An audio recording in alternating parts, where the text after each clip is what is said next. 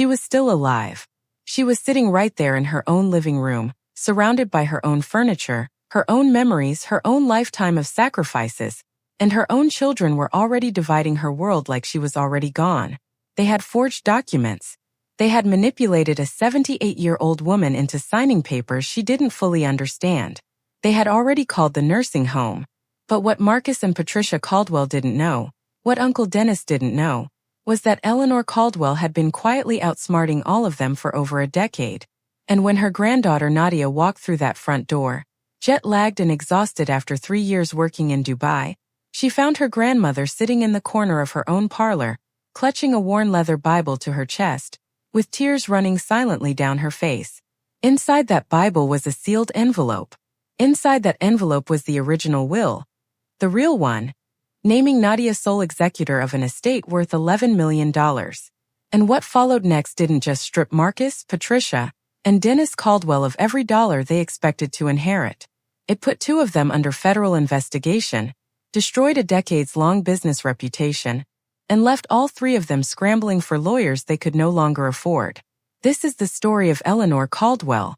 And this is the story of how love, patience, and one very smart grandmother dismantled an entire family's greed. Legally, publicly, and permanently. If your own parents tried to steal your grandmother's estate while she was still breathing, would you quietly call a lawyer? Or would you burn their world down in court for everyone to see? Drop your answer in the comments right now because this story is going to have you screaming at your screen. And before we go any further, hit that like button and subscribe because we post stories like this every single week and you do not want to miss what comes next. Now let's go back to where this story truly begins. Not in that parlor with the Bible and the tears, but 17 years earlier, in a suburb of Charlotte, North Carolina, in a house that smelled like peach cobbler and cedar wood, where Eleanor Caldwell was the kind of woman who made everything look effortless because she had worked effortlessly hard her entire life. Eleanor was born in 1946 in rural Georgia, the third of 6 children, and she had grown up understanding something that most people spend their whole lives avoiding. Nothing is ever handed to you. Her father was a sharecropper. Her mother took in laundry. Eleanor had walked 2 miles to school every morning until she was 16, and then she'd gotten a job at a dry cleaner after school, saved her money with a ferocity that bordered on obsession, and eventually put herself through 2 years of community college, the first person in her family to do so. She had married young to a quiet and gentle man named Robert Caldwell, who worked in construction and believed completely in his wife's relentless ambition. Together over 30 years they had built something remarkable. A small but thriving dry cleaning chain with 4 locations across the Charlotte metro area, a reputation in the community that was worth more than any business valuation, and a home. A beautiful 7-bedroom colonial revival mansion on 2.5 acres in the Ballantyne neighborhood that they had paid for in full in cash in 1998. Robert passed away in 2009 from a sudden cardiac event. He was 63 years old. Eleanor was devastated, but she was not destroyed. She kept the business running. She kept the house. She kept every investment, every account, every carefully managed dollar that the 2 of them had built together. And she turned her grief into generosity. She poured herself into her grandchildren, into her church, into her community garden, into the scholarship fund she quietly established at the local high school in Robert's name. By the time Nadia left for Dubai in 2021, Eleanor Caldwell was sitting on a net worth of approximately $11 million. The Ballantyne mansion valued at $3.2 million, for dry cleaning locations worth a combined $2.8 million, a stock portfolio sitting at just over $3 million, and another $2 million in various savings accounts, CDs, and municipal bonds. She had 2 children. Marcus Caldwell, 52, her eldest son, was a commercial real estate broker in Charlotte who had spent the better part of his adult life operating at the edge of his means, leasing a BMW he couldn't quite afford, belonging to a golf club that stretched his budget, maintaining a lifestyle in the South Park neighborhood that required a steady infusion of his mother's generosity to stay afloat. Marcus had what people in the South politely called big hat, no cattle energy. He wore tailored suits to church. He talked about deals he was working on. He name-dropped clients. But the truth, which his mother had quietly understood for at least a decade, was that Marcus was not particularly good at making money. He was excellent at spending it, especially other people's. Over the years, Eleanor had quietly loaned Marcus amounts that totaled, by her own careful accounting in a small green ledger she kept in her nightstand, just over $420,000. Not 1 cent had ever been repaid. Marcus considered these loans to be an informal advance on his inheritance. Eleanor considered them to be a test of character that her son was failing in slow motion. Patricia, Marcus's wife, was a social climber of the most determined variety. She had grown up in a middle-class family in Gastonia, had married Marcus at 24 convinced he was on his way to becoming wealthy, and had spent the next 28 years being quietly furious that the wealth had not materialized at the pace she expected. Patricia organized charity galas. She sat on the boards of 2 arts organizations. She wore Tory Burch to the grocery store.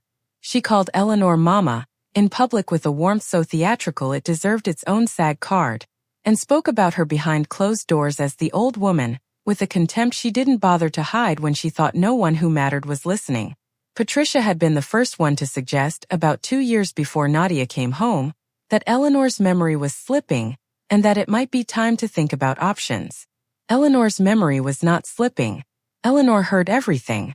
Then there was Dennis Caldwell, Eleanor's younger brother, 68 years old, who had spent his entire adult life borrowing money from Eleanor and Robert without shame and without repayment. Dennis was charming in the way that people who have never had to work very hard tend to be charming, all warmth and laughter and easy promises.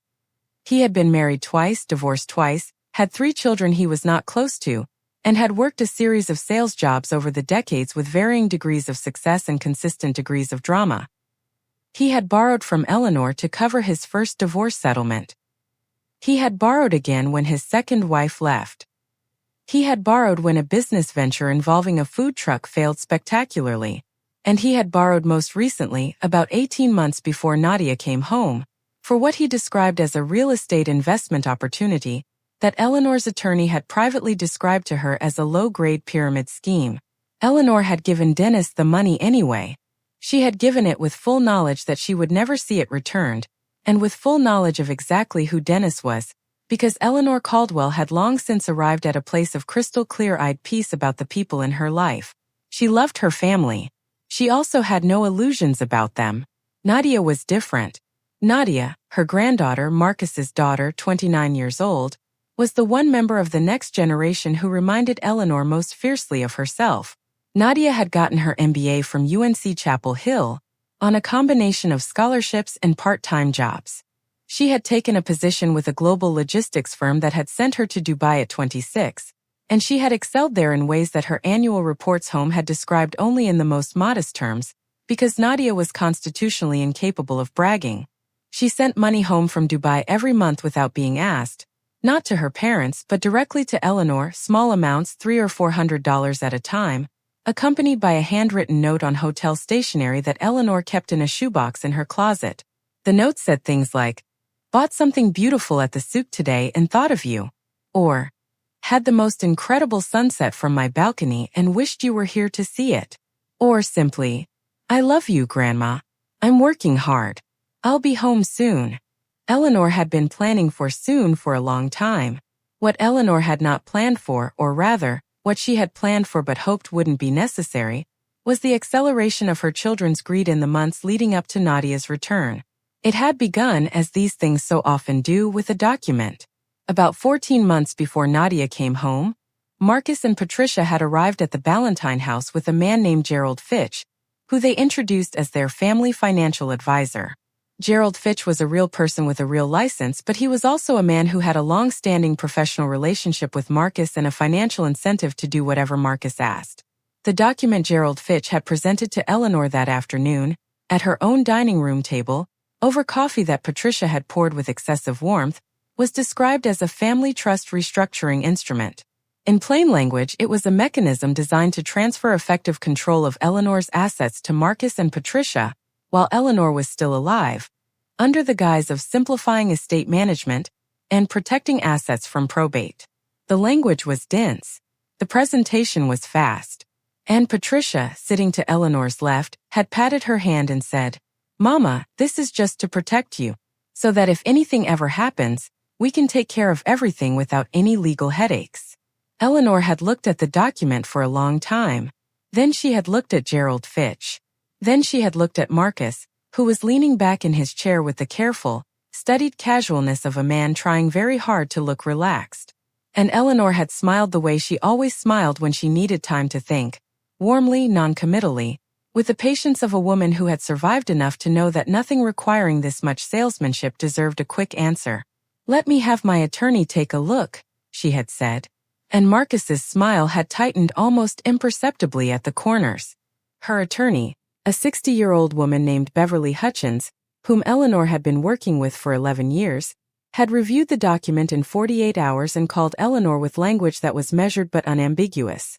"This document would functionally remove you from control of your own estate while you're still alive and fully competent," Beverly had said.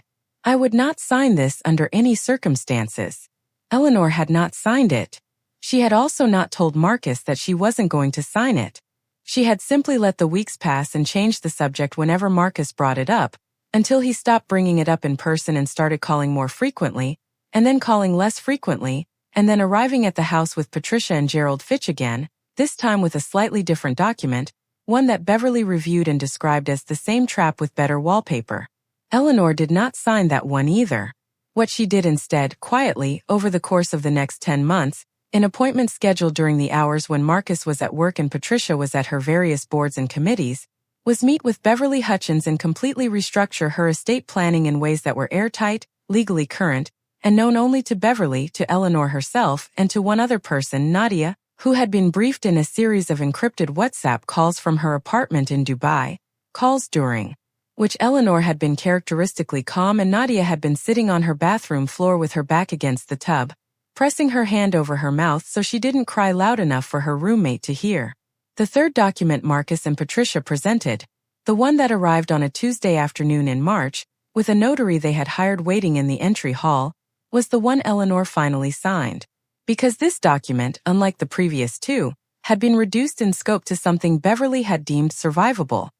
A limited durable power of attorney for healthcare decisions only, applicable only in the event of a documented medical incapacity.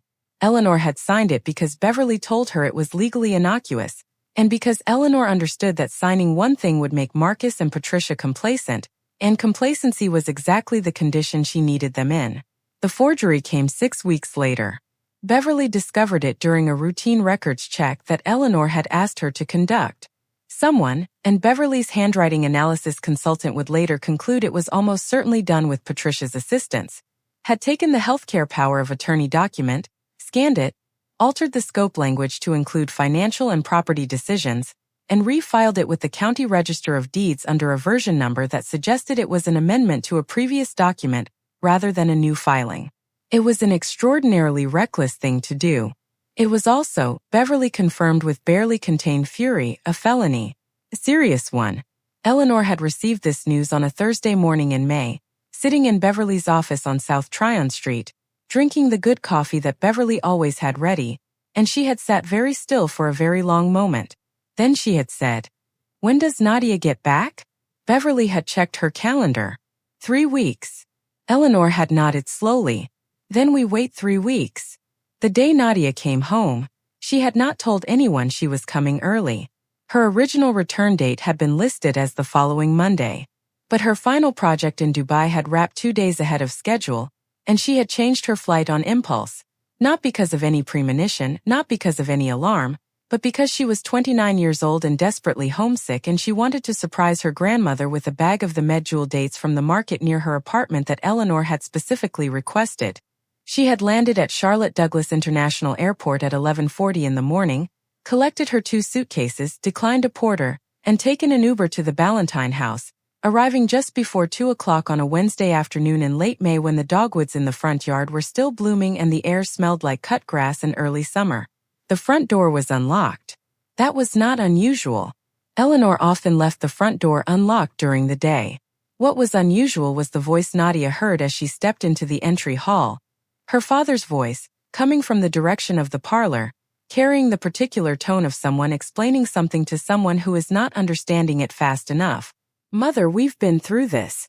This is the most practical arrangement for everyone." And then underneath that, quieter and with a roughness that stopped Nadia cold in the marble-floored entryway, the sound of her grandmother crying. Not sobbing. Eleanor Caldwell did not sob. She made a sound like someone trying very carefully not to make any sound at all, which is somehow always worse, and Nadia recognized it instantly because she had heard it exactly once before, the night Robert Caldwell died, when Eleanor had sat in the hospital corridor and cried in that same contained, dignified way that made you understand that the grief was too large for the body to hold.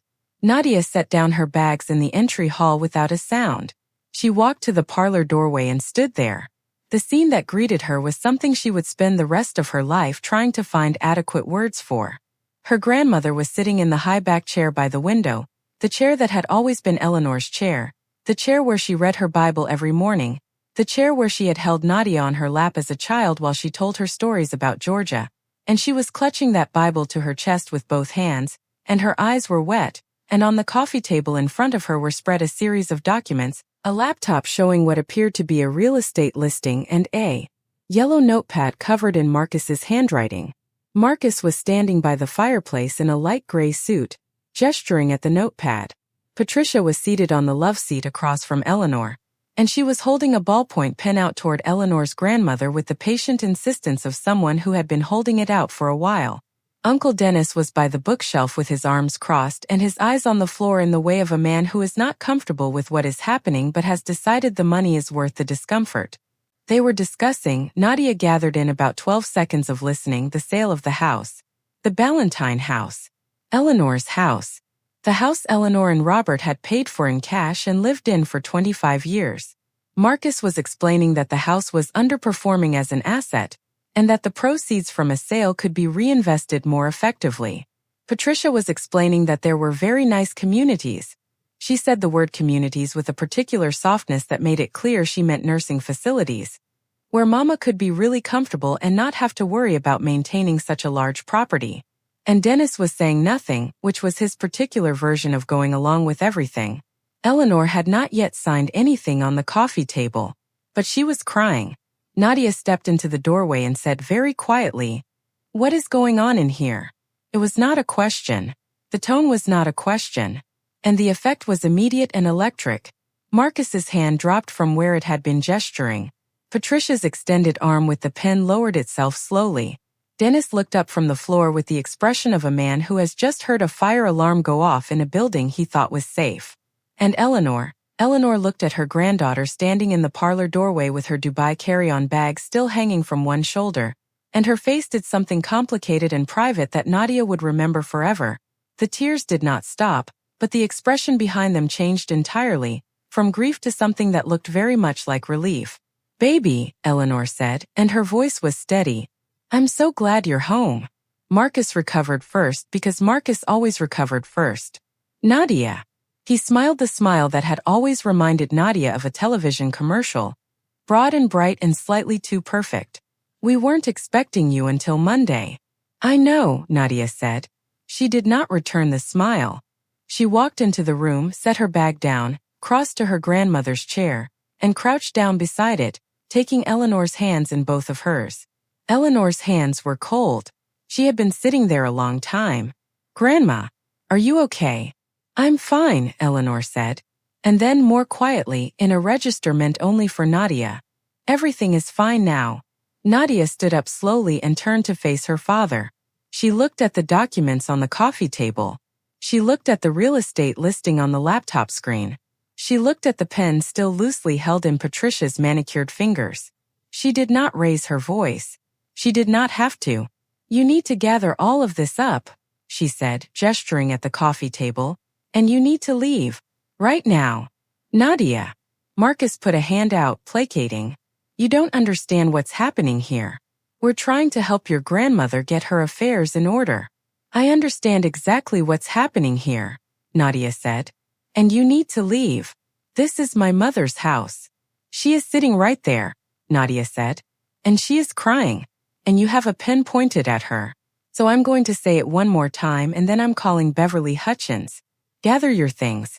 And leave." Patricia stood up from the love seat with the particular careful dignity of a woman who is furious but calculating. She placed the pen on the coffee table. She looked at Nadia with the expression she had always deployed when Nadia was a child asking too many questions, politely withering, designed to make the recipient feel young and naive and overstepping. Nadia, sweetheart, we're family. There's no need for. Patricia. Nadia said the name without inflection, without warmth, without the added syllable that people in the South used to soften things. Just Patricia. Leave. They left. Dennis went first, without meeting anyone's eyes. Patricia followed, collecting her purse from the love seat with the deliberate grace of a woman performing a dignified exit. Marcus paused at the parlor doorway and turned back, and for a moment he looked at his daughter with something that was neither anger nor shame but rather a troubled mixture of both, and Nadia held his gaze without blinking until he turned away and walked down the hall and out the front door. The house was very quiet after that. Nadia sat on the coffee table, directly in front of her grandmother, and looked at her. "Tell me everything," she said. Eleanor looked at her granddaughter for a moment. This young woman with Robert's eyes and Eleanor's own stubborn jaw and 3 years' worth of international work experience, and not 1 ounce of patience for what had just been happening in this room. And something in Eleanor's face settled into the expression of a woman who has been carrying something heavy for a long time and has finally found someone she trusts enough to set it down. She reached into the Bible in her lap and she produced a sealed envelope, cream-colored, thick, the kind of envelope that suggests multiple pages inside. And on the front, in Eleanor's unmistakable looping cursive, were 2 words, for Nadia. "I've been waiting," Eleanor said quietly, "to give you this in person." The envelope contained the real will. Nadia did not open it that afternoon. She made her grandmother tea first, the particular kind Eleanor liked, a rooibos blend with honey and a slice of lemon, and she sat with her for an hour while Eleanor walked her through everything. The original trust document. The first restructuring attempt. The second, the limited power of attorney that had been modified and refiled without Eleanor's knowledge. The calls she had been having with Beverly Hutchins. The steps Beverly had already taken.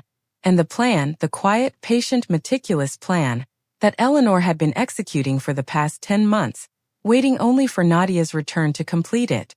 Nadia listened to all of it without interrupting, with the focused stillness of a person who is processing information that is making her blood run cold. Her face did not crumble. Her voice, when she finally spoke, was very controlled and very even. "They filed a forged document with the county," she said. "Yes," Eleanor said. "That's a felony." Beverly used that exact word. Nadia was quiet for a moment, looking at the sealed envelope in her hands. Then she said, "When did you make this?" "4 months ago," Eleanor said. "Beverly drafted it. It was witnessed and notarized by 2 people Marcus and Patricia have never met and will never find." She paused. "It supersedes everything. Every version they've seen. Everything they've been told. And I'm executor." "You're executor," Eleanor confirmed. "Of everything." Nadia looked at her grandmother for a long moment. "Grandma, I need you to know, this isn't just about the money to me." "I know that, baby," Eleanor said, with the gentle certainty of a woman who has had decades to study the people she loves. "That's exactly why it's yours to manage." That evening, after Eleanor had gone to bed with the television on low in her room the way she preferred, Nadia sat at the kitchen table with the sealed envelope opened in front of her and her phone in her hand, and she read the will twice very carefully, and then she called Beverly Hutchins. Beverly answered on the second ring, because Beverly Hutchins had been waiting for this call. "She gave it to me," Nadia said. "I know," Beverly said. "She told me you were coming home early. I've been at my desk since noon." "Walk me through where we are," Nadia said. Beverly walked her through where they were. The altered power of attorney document had been identified, preserved with a forensic copy, and the original unaltered version had been separately preserved as well. Beverly had consulted with a white-collar criminal defense attorney named Thomas Avery, not for defense, but for prosecution strategy, who had confirmed that the filing of the altered document constituted fraud and potentially forgery under North Carolina general statutes, offenses that could carry significant prison time. Beverly had additionally hired a forensic accountant named Patrick Reeves, who had spent the past 6 weeks auditing every financial interaction between Eleanor's accounts and any external parties over the past 5 years.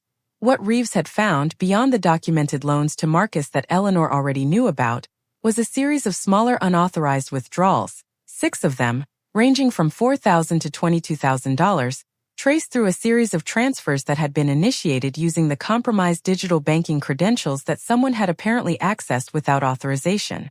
The total of the unauthorized withdrawals was $88,000, and the IP addresses associated with the login sessions during which those withdrawals had been initiated matched, with a confidence that Reeves described as very high, to an internet service provider account registered to Marcus and Patricia Caldwell's home in South Park. "So we have the forgery," Nadia said. "Yes. And we have the unauthorized withdrawals." "Yes. And we have documentation of every loan that was never repaid." "Going back 14 years, Beverly confirmed. "With Eleanor's ledger, which is meticulous." "What do I need to do?" "Tomorrow morning," Beverly said. "You're going to come to my office. We're going to file a police report. We're going to contact the North Carolina Secretary of State's office about the fraudulent filing. And we're going to freeze every financial account that has been or could be designated as part of the estate until the new will is filed and the estate is secured under your executorship." She paused. "We also need to talk about the business." "The dry cleaning locations," Nadia said. "Marcus has been approaching the other shareholders in the business. Your grandmother holds 60% and there are 2 minority shareholders. And he has apparently been in conversations with both of them about a buyout that would allow him to consolidate control in anticipation of inheriting your grandmother's stake. The minority shareholders are not aware that what Marcus has told them about your grandmother's intentions is materially inaccurate." Nadia was very quiet for a moment. "He told them she was planning to leave him the business. Apparently in some detail," Beverly said dryly. "Okay," Nadia said. She pressed her thumb against the edge of the table, feeling the grain of the wood. She thought about her grandmother sitting in that chair, clutching the Bible, crying those contained, dignified tears. She thought about Patricia's arm extended with the pen. She thought about Dennis standing by the bookshelf with his eyes on the floor. And something in her chest, something that had been trembling and hot since she walked through the parlor doorway, went very cold and very still and very clear. "Then let's make sure," she said quietly, "that every single one of them understands exactly what they actually stand to receive." The next 10 days were among the most productive of Nadia's professional life, and she had spent 3 years executing complex logistics projects in one of the world's busiest commercial hubs, so that was saying something. She moved with the focused efficiency of a person who has transformed grief into a very organized kind of fury. She met with Beverly every morning. She met with Patrick Reeves, the forensic accountant, twice. She met with Thomas Avery, the white-collar criminal attorney, once for 3 hours, and emerged from that meeting with a legal strategy that Avery described as comprehensive, in a tone that suggested he meant devastating. She called the 2 minority shareholders in Eleanor's business, a woman named Claudette Morse and a man named Raymond Park, both of whom had worked with Eleanor for over 15 years, and she had honest, detailed conversations with both of them that left Claudette crying and Raymond incandescent with anger on Eleanor's behalf. Both of them signed letters withdrawing from any discussions with Marcus and confirming their support for Eleanor's existing estate plan. She also, during this period, answered every text message her father sent with cheerful, non-committal responses, and attended a Sunday dinner at the Ballantyne house to which Marcus and Patricia were also invited, and sat across the table from her father and his wife and her great-uncle Dennis and ate her grandmother's roast chicken and sweet potatoes and discussed absolutely nothing of substance while her grandmother sat at the head of the table with the serene, warm expression of a woman who is entirely at peace with how things are going. Patricia made a comment about the house, something about such a lot of space for one person to manage, and Eleanor had smiled and said, "Oh, I manage just fine," and Nadia had taken a sip of sweet tea and said nothing. Marcus, watching his daughter across the table, felt something uncomfortable that he couldn't quite identify. He attributed it to the awkwardness of the previous Wednesday's exit. He did not attribute it to what it actually was, the sensation of being very carefully and very professionally watched. The police report was filed on a Monday. The complaint to the Secretary of State's office was filed the same afternoon. Beverly Hutchins sent a formal legal notice to Marcus Caldwell's home address that same evening, via certified mail and email simultaneously, informing him that Eleanor Caldwell's legal counsel had identified the unauthorized alteration and refiling of estate documents, that this matter had been reported to law enforcement, and that all financial accounts connected to Eleanor Caldwell's estate had been frozen pending legal review. The notice also formally notified Marcus that any further contact with Eleanor Caldwell's financial institutions, business partners, or legal representatives, other than through his own legal counsel, would be considered potential witness tampering and treated accordingly. Marcus called Nadia at 9:15 that evening. She let it go to voicemail. His message was 11 seconds long and consisted primarily of her name, spoken twice, at a volume and with a texture that Nadia characterized to Beverly the following morning as, "The sound of a man who just realized the floor isn't there." Patricia called from her own phone 2 minutes later. Nadia let that go to voicemail too. Dennis sent a text message that said, "Nadia sweetie, can we talk?" And Nadia read it, set her phone face down on Beverly's conference table and said, "Where are we on the asset transfers?" Where they were on the asset transfers was nearly complete. Working with a separate estate attorney Beverly had brought in as co-counsel, Nadia had moved Eleanor's stock portfolio, $3.1 million, into a formally established revocable trust that named Nadia as trustee, and was legally insulated from any claims arising from the estate dispute. The dry cleaning business had been formally reorganized with Nadia listed as co-director alongside Eleanor, with both Claudette Morse and Raymond Park signing off, giving Nadia the legal standing to prevent any unauthorized sale or transfer of Eleanor's stake. The savings accounts and CDs had been consolidated under Beverly's escrow management, pending the court's formal acknowledgement of the new will. The house, the Ballantyne Mansion, was the subject of a separate filing that legally flagged it as the primary residence of a living owner and thus non-transferable without her explicit notarized consent, a consent that Eleanor had formally indicated in writing and on camera. She had absolutely no intention of providing to Marcus or Patricia or anyone connected with them. Thomas Avery's criminal referral resulted in a visit from 2 investigators from the North Carolina State Bureau of Investigation's Financial Crimes Unit, who arrived at Marcus and Patricia's South Park home on a Thursday morning when Marcus was in the middle of a conference call with a client. He had to excuse himself from the call. The investigators were polite, professional, and relentless. They took 3 hours. They left with a copy of everything: the original document, the altered document, the forensic analysis, the IP address records, Patrick Reeves's full 80-page financial audit report. Marcus called his attorney from the driveway of his own house while Patricia stood in the doorway watching him, and Dennis, who had been called by Marcus that morning in a panic, sat at the kitchen table drinking Marcus's bourbon and looking like a man who was finally, genuinely, regretting everything. The moment of complete and public reckoning happened not in a courtroom but in a place that Marcus and Patricia had chosen themselves, which made it considerably more satisfying. 3 weeks after the investigators' visit, Eleanor Caldwell's dry cleaning business held its annual appreciation dinner, a tradition of 30 years, held every June at the Ballantyne Country Club, to which Eleanor's business partners, longtime employees, community supporters, and various civic dignitaries were invited. The dinner was a 150-person event. It was, in the social landscape of the Charlotte business community, a genuinely significant occasion. Eleanor had attended every year without exception since 1994. This year, she had asked Nadia to accompany her and to say a few words about the future of the business. Marcus and Patricia had also RSVP'd. They had done so before the certified letter arrived, and they had not un-RSVP'd, because to un-RSVP would be to signal awareness of guilt, and Marcus had been advised by his attorney to project normalcy.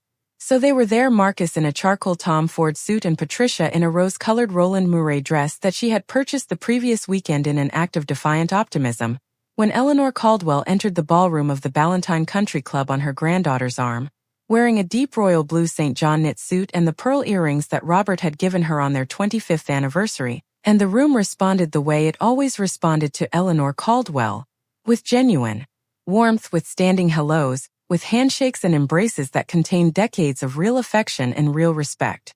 Marcus watched his mother work the room and felt, for the first time in a long time, a cold and specific clarity about the magnitude of the miscalculation he had made. After dinner, Beverly Hutchins, present as Eleanor's legal counsel, which was not unusual, Beverly attended every year, took the podium for what was billed on the evening's program as brief estate and business succession remarks. She was brief. She was also devastatingly precise. She informed the assembled guests that Eleanor Caldwell's estate planning had recently been finalized and formalized, that it reflected Eleanor's wishes with complete clarity, and that a legal matter pertaining to certain unauthorized modifications of estate documents was currently being investigated by the relevant North Carolina authorities. She did not name Marcus. She did not need to. In a room of 150 people who had all watched Marcus Caldwell spend 20 years operating on the anticipation of his mother's wealth, the implication arrived with the force of a sentence that doesn't need to be finished. Then Nadia took the podium. She was wearing a forest green Acris suit, not ostentatious, just impeccable, and she stood at the podium with the particular straight-backed composure of someone who has spent 3 years presenting to corporate boards in Dubai and does not find public speaking frightening in any register. She thanked the staff. She thanked the long-standing business partners. She thanked Claudette Morse and Raymond Park by name. And then she said something that the room would be discussing for weeks afterward. She said that her grandmother had spent 60 years building something that was not just financially valuable but morally admirable, and that the stewardship of that legacy was something Nadia intended to honor with the full weight of her professional ability and her personal love for the woman sitting at table 1. And she said that the business would continue to operate, grow, and thrive under the leadership of its rightful and competent director, Eleanor Caldwell. Whose health, Nadia added, looking directly and without expression at her father's table, is excellent.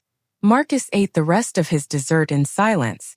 Patricia's rose-colored dress seemed to have dimmed somehow. Dennis had not attended. Dennis had, by this point, retained his own attorney and was actively cooperating with the SBI investigators in what his attorney had described to Beverly Hutchins as an attempt to limit exposure, a phrase that Beverly had relayed to Nadia with the particular dry humor of a litigator who has been doing this for 30 years. The consequences unfolded over the following year and a half with the slow, grinding completeness of a legal process that has very good documentation on its side. The SBI investigation produced a criminal referral that resulted in Marcus and Patricia Caldwell being charged with 1 count each of filing a fraudulent document with a public register and 1 count each of computer fraud related to the unauthorized account access. Negotiated plea agreements, because Marcus's attorney was smart enough to understand that a trial would be worse, resulted in Marcus receiving 2 years of supervised probation, a fine of $60,000, and a formal civil judgment requiring him to repay Eleanor's estate the full $420,000 in outstanding loans, plus the $88,000 in unauthorized withdrawals, plus interest calculated from the date of each transaction. The total civil judgment against Marcus came to $563,000. Patricia received her own probation term and a separate fine and was named as a co-defendant in the civil judgment. Their South Park home, which had a $210,000 second mortgage, went up for sale 18 months after the dinner at the Ballantine Country Club, because they needed the equity to begin satisfying the judgment. They moved to a rental in a suburb further from the city, a perfectly respectable 2-bedroom in a development where nobody knew them, where Patricia's carefully maintained social identity meant nothing and her arts board seats had been quietly vacated. Dennis's cooperation with the investigators had earned him a reduced exposure on the conspiracy charges, but he was nevertheless named in the civil judgment for his portion of the outstanding borrowed funds, $73,000, and his agreement to repay it on a structured timeline meant that his monthly finances were constrained in ways that made his usual lifestyle essentially impossible. He sold his car.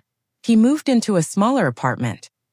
He called Eleanor twice months apart, with apologies that Eleanor received with the gracious and utter finality of a woman who has forgiven someone and also has absolutely no intention of pretending that anything will ever be the same.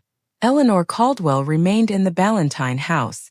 She planted a new rose bed along the south fence in the spring following all of this, a project that took her most of April and that she documented in a series of photographs she sent to Nadia via text with captions like "Peach climbing roses, your grandfather's favorite, and 7 new varieties.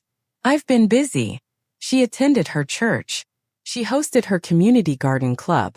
She had her hair done every Thursday at the same salon she had been going to for 16 years, and she tipped 25% because Robert had always said you should tip generously if you can, and she always could.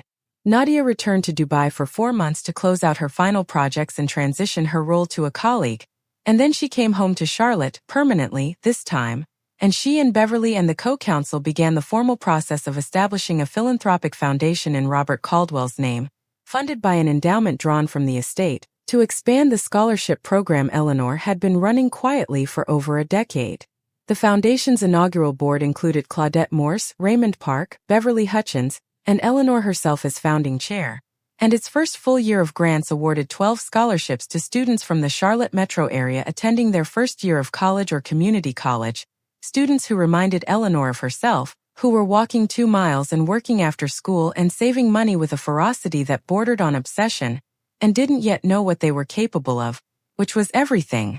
Nadia moved into a new apartment in uptown Charlotte, a clean, bright 2-bedroom on the 14th floor with a view of the city skyline that she found genuinely beautiful, and she took on a consulting role with a logistics firm in Charlotte that gave her more flexibility and less travel. And on Sunday morning she drove to the Ballantyne house and sat at her grandmother's kitchen table and ate breakfast, and they talked about everything and nothing. About the foundation, about the business, about the rose bed, about Robert, about Dubai, about what Nadia might want her own life to look like in 5 years and 10 years and 20, and Eleanor listened and spoke and laughed and made coffee the way she always had, and the kitchen smelled like it had always smelled, peach cobbler and cedar wood and something warm and permanent that Nadia had grown up understanding without having words for it and now at 29, knew to call by its right name, home. The green ledger, Eleanor's careful accounting of every loan and every debt, lived now in Beverly Hutchins's fireproof document safe, where it would remain for the duration of any active legal proceedings. But Eleanor had also kept a copy, in the drawer of her writing desk in the study, because Eleanor Caldwell had always believed in keeping records, in knowing where everything was, in understanding that the details matter, that the small careful documented things are often the only things standing between a person and the people who mean to take what is theirs. The sealed envelope was back in the Bible. Nadia had refolded the will carefully and tucked it inside a new cream envelope, and Eleanor had slid it back between the pages of Psalms where it had lived for 4 months. It didn't need to be there for legal purposes. Beverly had multiple notarized copies in secure storage. It was there because Eleanor wanted it there, because it was hers, because it had always been hers, and because when you have spent 60 years building something with your own hands, from your own inheritance of nothing, through your own grief and your own love and your own relentless early morning willingness to begin again, you keep the proof of it close. You hold it in your hands the way Eleanor Caldwell held her Bible, not for anyone else to see, not to show anyone, not to prove anything to anyone who isn't already worth proving it to, but simply because it is yours, because you made it, because it will outlast every lie anyone ever told about it, because some things built carefully and loved truly are simply unbreakable. And Eleanor Caldwell had always known the difference between the things that bend and the things that hold.